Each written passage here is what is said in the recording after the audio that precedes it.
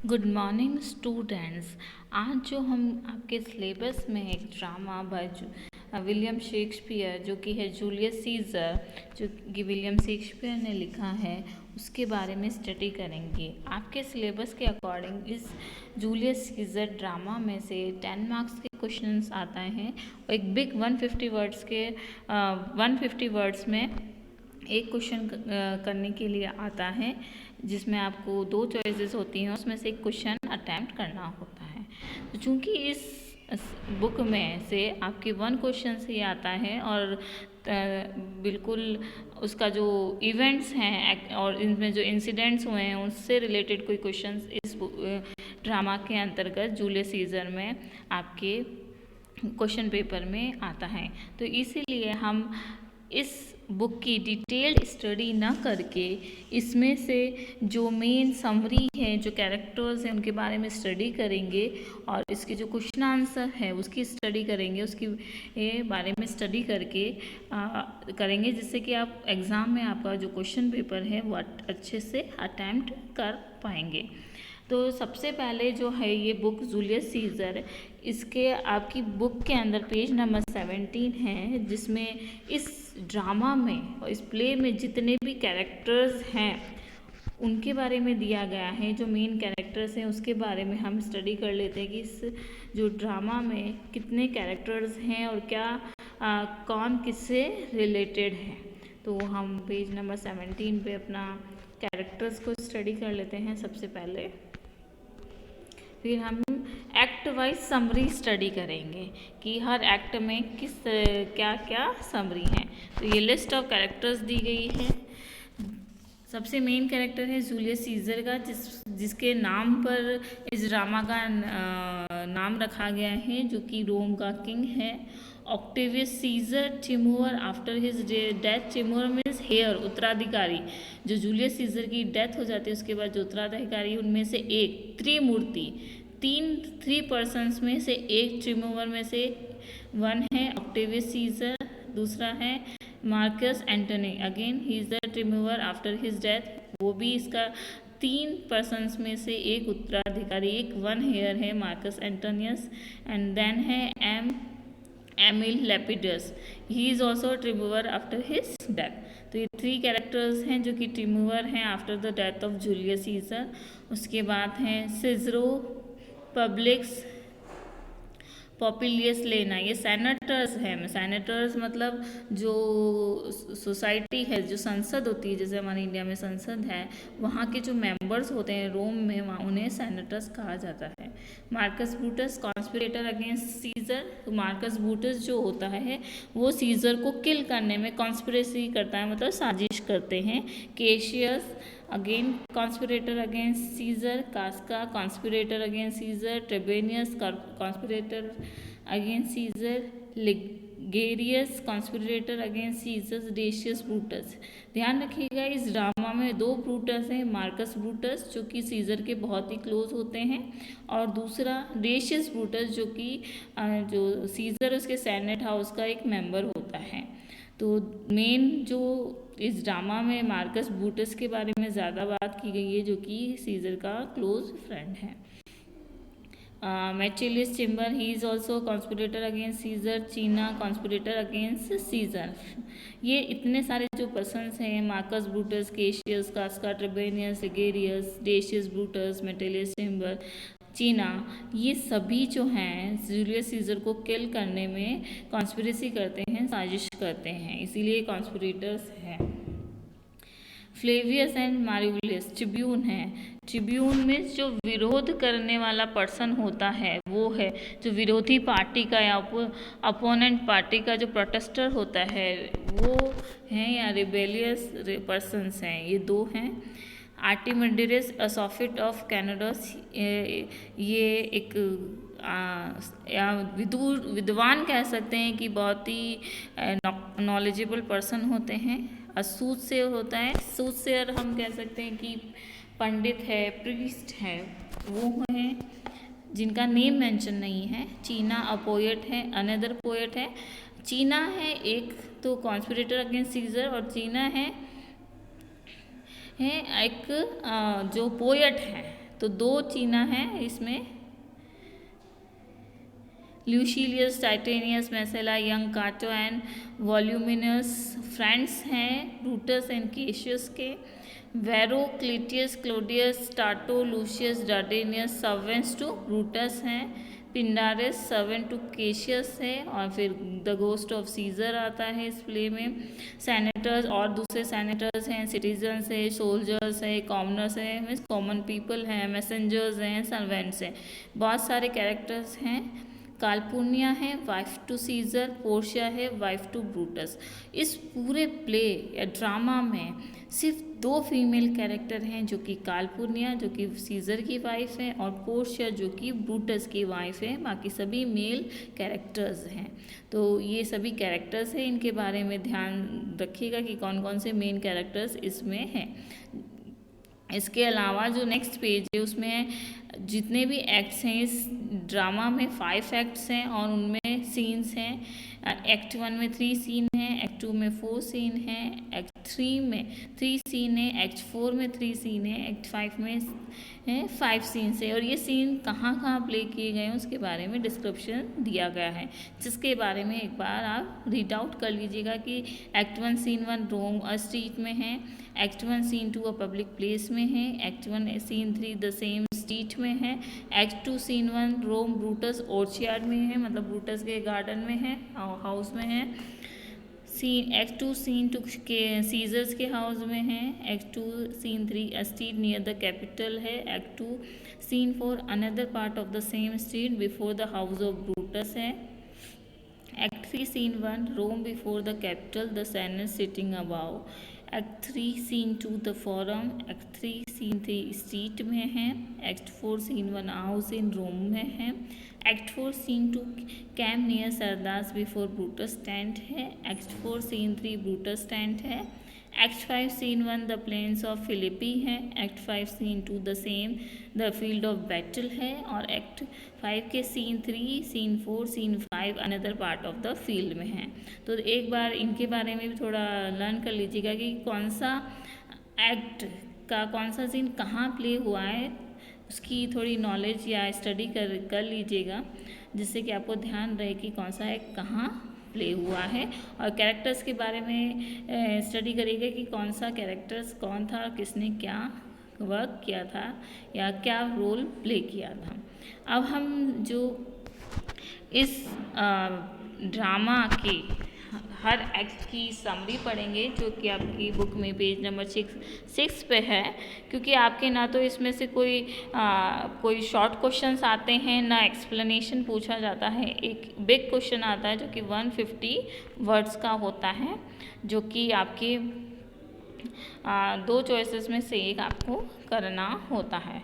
तो सबसे पहले हम आपके जो एक्ट 1 सीन 1 को स्टडी करते हैं। समरी है एक्ट 1 सीन 1 की समरी की इस पूरे जो सीन में क्या हुआ था, तो अब हम स्टडी करते हैं। इस समरी को ज़रूर ध्यान से पढ़ लीजिएगा, जिससे कि आप अपने जो क्वेश्चन आंसर अटेम्प्ट करेंगे एग्ज़ाम में वो अच्छे से कर पाएँ, और हम उनके कैरेक्टर्स भी डिस्कस करेंगे।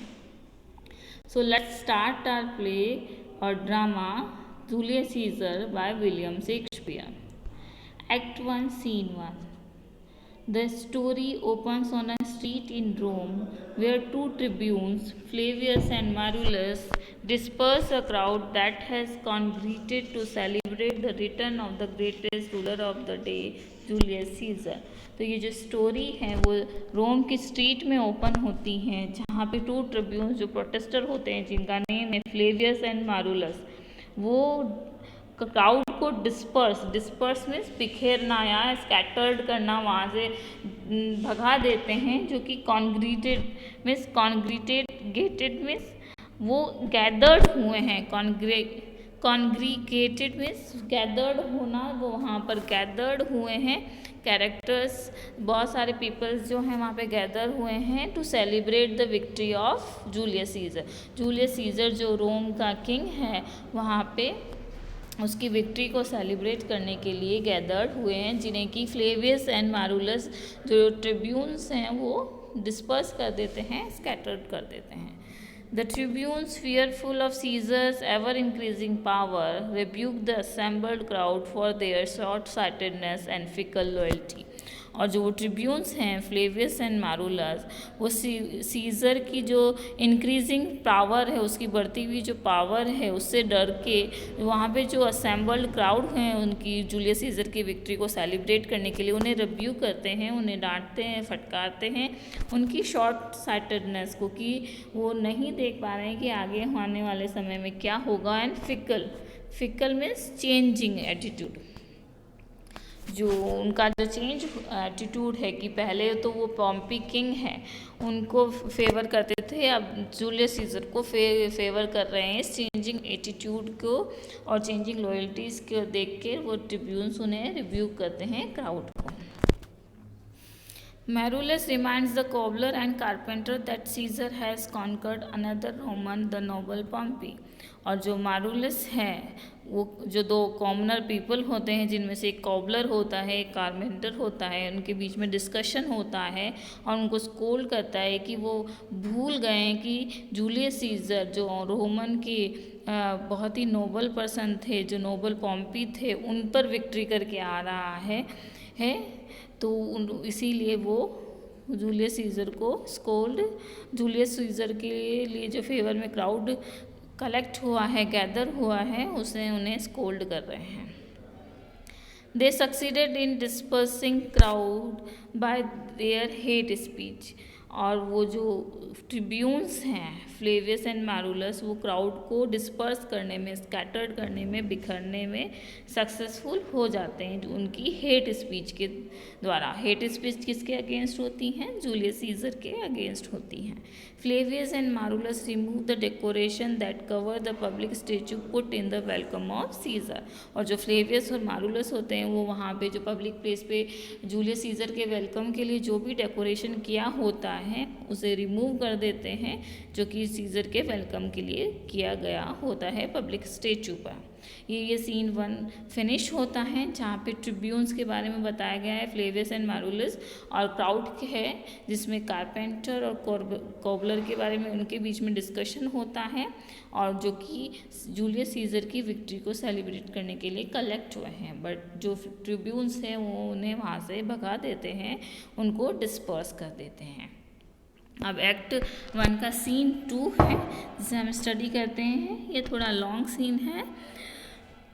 Caesar passes through a public square to celebrate the Roman festival of Luperca। जो सीजर है वो public square means public place से पास होता है to celebrate the Roman festival of Lupercalia. तो जो रोमन का ये फेमस फेस्टिवल होता है लुप्रिकेलिया, जिसे सीजर सेलिब्रेट करने जा रहा होता है। Caesar is accompanied with his wife Calpurnia. और सीजर की जो वाइफ हैं उनके साथ होती हैं काल्पुर्निया, और उनके साथ होते हैं Mark Antony, senator Cicero, republican sympathisers, Brutus, Cassius, यहाँ पे मार्कस ब्रूटस हैं, Cassius, Casca, Decius means Decius Brutus हैं, Flavius, Marullus and Brutus wife Portia. Caesar ask Antony to touch Calpurnia in a fertility rite. और जो Caesar है वो एंटोनी को कहते हैं कि जो उनकी वाइफ है उनकी फर्टिलिटी राइट। रोम में एक ट्रेडिशन होता है कि जिस भी मदर के या जिस भी लेडी के चाइल्ड नहीं होता है, जैसे सीजर की जो वाइफ है काल्पुर्निया, उनके कोई चाइल्ड नहीं हो रहा था, तो इस फेस्टिवल के दिन कोई भी पर्सन उन्हें टच करता है तो वो जो लेडी हैं वो मदर बन जाती हैं। तो इसी ट्रेडिशन के थ्रू जो सीजर है वो एंटोनी को कहता है कि वो काल्पुर्निया को टच करें ताकि वो मदर बन सकें। As the music and merriment begins. और चूँकि सीजर जो विक्ट्री करके आया और फेस्टिवल है ल्यूप्रिकेलिया का, उसके लिए तो वहाँ पे म्यूज़िक और मैरीमेंट्स होता है, मैरीमेंट्स मीन्स इन्जॉयमेंट्स होते हैं। Caesar hear someone shout his name. और सीजर इसी बीच में क्राउड में से अपना नेम सुनता है, हशिंग फ्रॉम काउंट, जो कि क्राउड में से आ रहा था, जो भीड़ थी उसमें से एक आवाज़ को सुनता है। And he ask the voice to speak again, और उस वॉइस को कहता है कि तुम दोबारा बोलो। सूदसेयर हम प्रीस्ट मान सकते हैं, भविष्यवक्ता मान सकते हैं, उन्हें सूदसेयर कहा जाता है। तो एक भविष्यवक्ता भविष्यवाणी करता है, comes into view and wants Caesar to beware the ides of March, और वो सूदसेयर सामने आता है और सीजर को वॉर्न करता है कि beware the ides of March. Ides of March 15 of March को कहा जाता है। जो 15 मार्च है उस डेट को रोम में आइडीज ऑफ मार्च कहा जाता है, और इससे सावधान रहने को कहता है। But Caesar ignores his prediction by saying he is a dreamer, let us leave him pass. और सीजर उसको इग्नोर करता है और ये कहता है कि वो ड्रीमर है, मतलब वो स्वप्न देख रहा है, इसीलिए उसे लीव कर दो, छोड़ दो, और वो वहाँ से चला जाता है। Caesar and the adoring crowd move on to the festival, but Brutus and Cassius stay behind. और जो सीज़र हैं और उसका जो अडोरिंग क्राउड है वो फेस्टिवल सेलिब्रेट करने चले जाते हैं, बट जो ब्रूटस है, मार्कस ब्रूटस है और केशियस है, वो पीछे रह जाते हैं। They discuss Caesar's thirst for power and his desire to turn the republic into a dictatorship. और जो वो जो ब्रूटस और केशियस हैं वो सीजर की इंक्रीजिंग पावर के बारे में डिस्कस करते हैं, उसकी जो पावर को लेकर थर्स्ट है, भूख है, प्यास है, उसके बारे में डिस्कशन करते हैं, और उसकी जो डिज़ायर है कि जो रिपब्लिक रोम है उसे डिक्टेटरशिप में चेंज करना। डिक्टेटरशिप मतलब अपनी तानाशाही चलाना, जिससे कि सिर्फ उसी का रूल वहाँ पर चले, वहाँ के लोगों का नहीं। Cassius is already prepared to assassinate Caesar to save Rome from tyranny. Assassinate means murder करना। तो जो केशियस होता है वो पहले से ही तैयार होता है सीजर को किल करने में, मर्डर करने के लिए, फ्रॉम टायरनी। टायरनी मीन्स अत्याचार या जो उसका तानाशाही है उससे बचाने के लिए केशियस सीजर को किल करना चाहता है, मर्डर करना चाहता है। And he attempts to convince Brutus that the murder would be justified, और इसके लिए वो मार्कस ब्रूटस को कन्विंस करता है कि वो भी उसकी हेल्प करे। इसी के लिए वो आपस में डिस्कशन करते हैं और ये जो मर्डर है उसे जस्टिफाई कर सकें कि वो जो भी कर रहे हैं वो सेक ऑफ रोम कर रहे हैं। Although Brutus reveals that he has also been wary of Caesar, तो जो ब्रूटस है वो ये भी कहता है कि वो he has also been wary means सावधान रहना या उससे प्रिवेंट रहना, दूर रहना, कि वो भी थोड़ा सा सावधान है सीजर के एटीट्यूड को लेकर, वो चेंज देख रहा है। But he does not immediately wish to involve himself in Cassius plot, but वो अभी इमीडिएटली केशियस का जो प्लॉट है, जो इसमें वो सीजर को असिसनेट करना चाहता है, मर्डर करना चाहता है, उसमें शामिल नहीं हो सकता। Rather, Brutus agrees to ponder all that Cassius has said and meet with him again to answer such high things. लेकिन वो ब्रूटस इस बात के लिए एग्री हो जाता है कि वो केशियस से दोबारा मिलेगा और इसके बारे में सोचेगा जिसके बारे में केशियस चाह रहा है, और वो चाह रहा है सीजर को किल करना।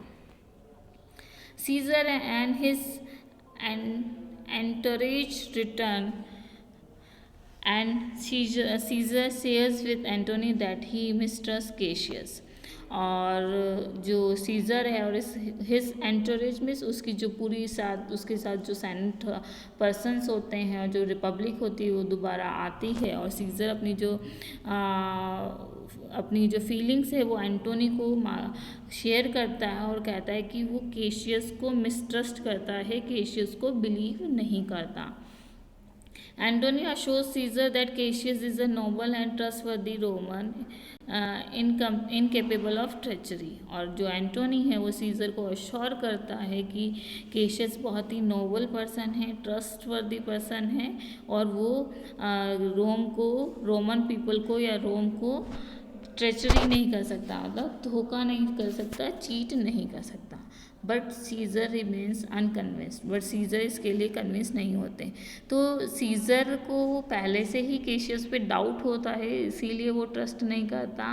और हम अब ऊपर पढ़ चुके हैं कि केशियस जो है वो सीजर को मर्डर करना चाहता है, और कहीं ना कहीं यह नेगेटिव फीलिंग सीजर ने फील करी है, इसीलिए वो एंटोनी के साथ डिस्कस करता है।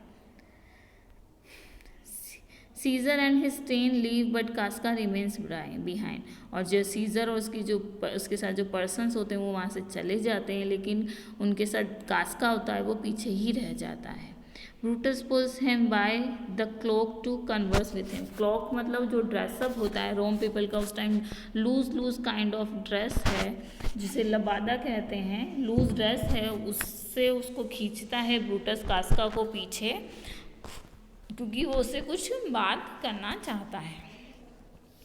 Casca tells Brutus and Cassius about the festival, और कास्का ब्रूटस और केशियस को फेस्टिवल के बारे में बताता है and how Antony offered Caesar a crown 3 times, और ये भी बताता है कि कैसे एंटोनी ने जो है क्राउन सीजर को 3 टाइम ऑफर किया था and 3 times he refuse it, लेकिन तीनों टाइम ही उसने वो क्राउन रिफ्यूज कर दिया।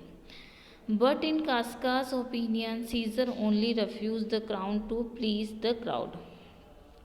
लेकिन जो कास्का है उसके ओपिनियन में सीजर ने सिर्फ क्राउन जो रिफ्यूज़ किया था वो वहाँ की पब्लिक को, वहाँ के क्राउड को प्लीज़ करने के लिए या खुश करने के लिए किया था।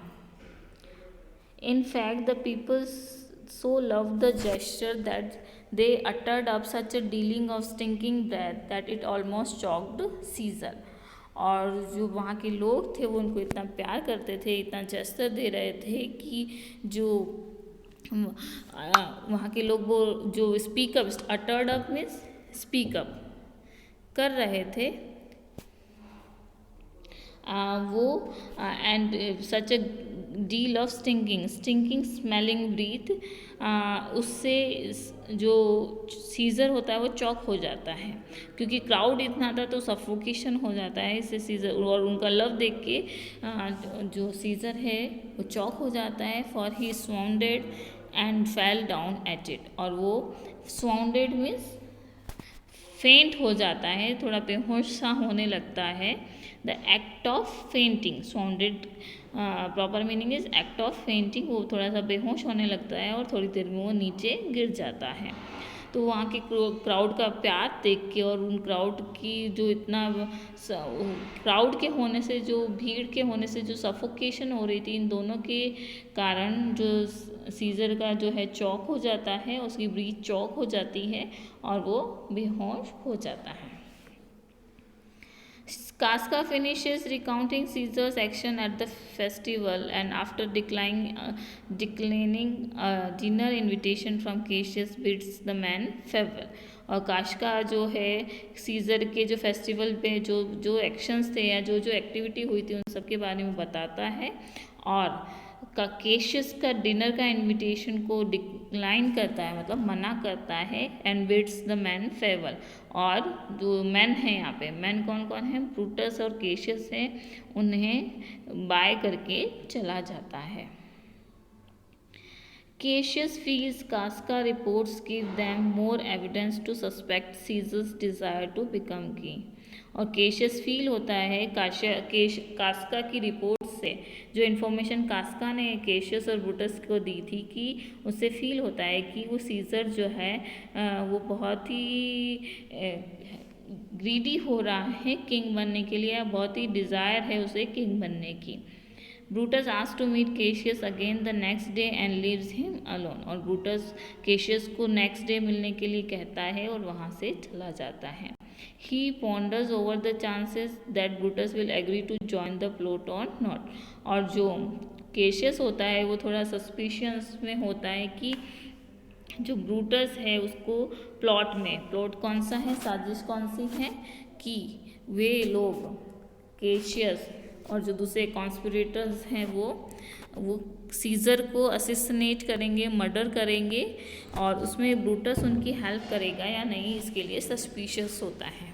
Caseous feels that his arguments have not been thoroughly convincing, and it is apparent that Caesar loves Brutus and would reward his loyalty with great wealth and power.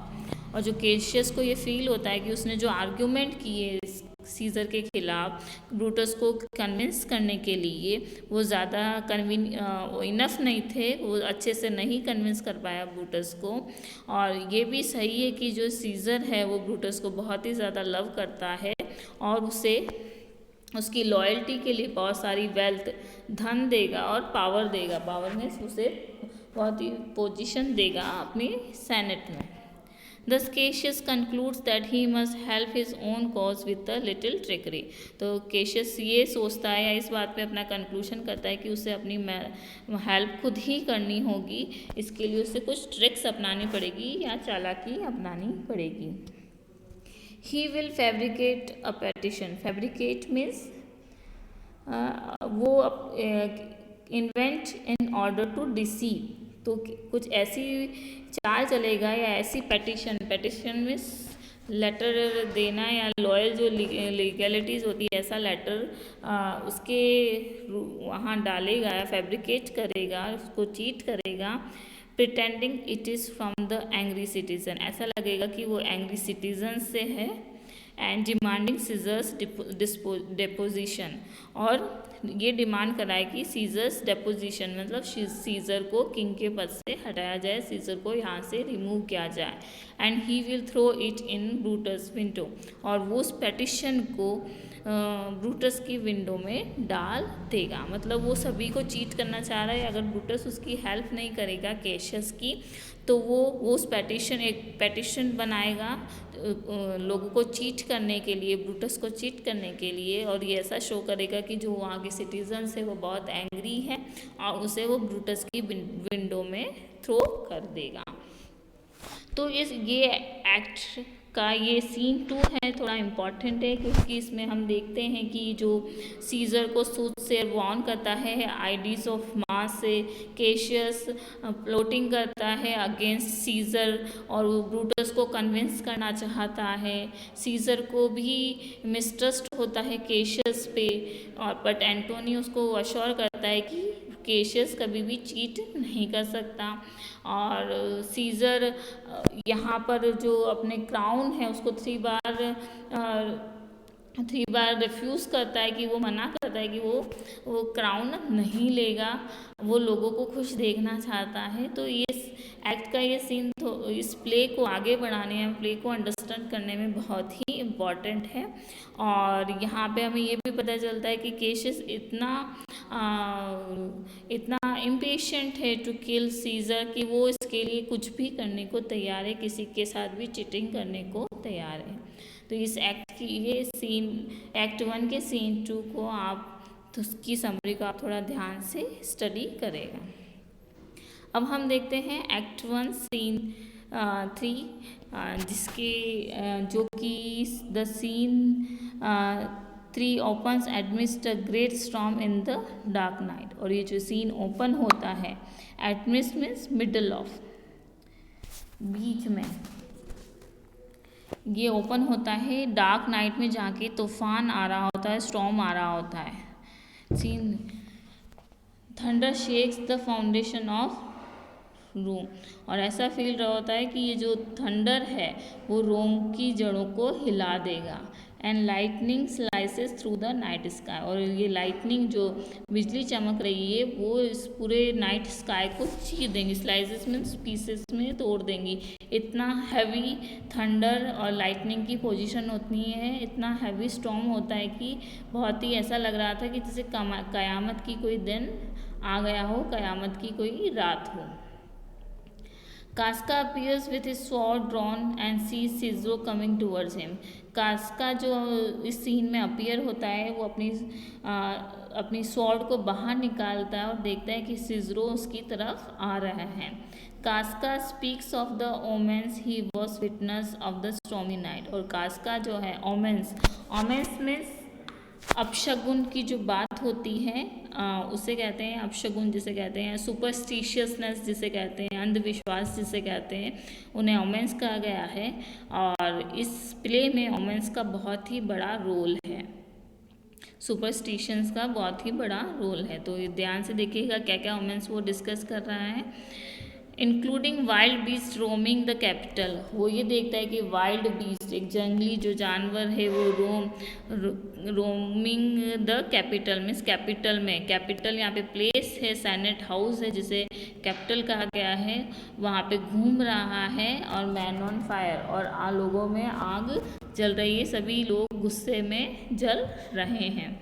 Cicero hardly pays much attention to the predictions and hurries home to be out of the wind and rain। और जो सिजरो है वो कास्का की जो इस सुपरस्टिशियसनेस है उस पर ध्यान नहीं देता, और वो इस तूफान से, इस विंड से और रेन से बचने के लिए अपनी घर को जल्दी से निकल जाता है। कास्का नेक्स्ट एनकाउंटर्स केशियस, और उसके बाद कास्का जो है केशियस से मिलता है इसी सीन में, and hurries and who uses the storm as a means to recruit Casca for his float। और ये जो स्टॉर्म है उनके लिए ऐसा फील होता है कि केशियस के जो प्लॉट है, प्लानिंग है सीजर को किल करने के लिए, उसमें वो कास्का को रिक्रूट कर सकता है। रिक्रूट करना में शामिल कर सकता है, ये स्टॉर्म उसके लिए ये अपॉर्चुनिटी लेकर आता है। तो इस सीन में हम पहली बार ओमेंस देखते हैं जो कि कास्का द्वारा देखा गया है, वो सिजरो के साथ ओमेंस डिस्कस करता है जो कि wild beast roaming the Capitol है एंड मैन ऑन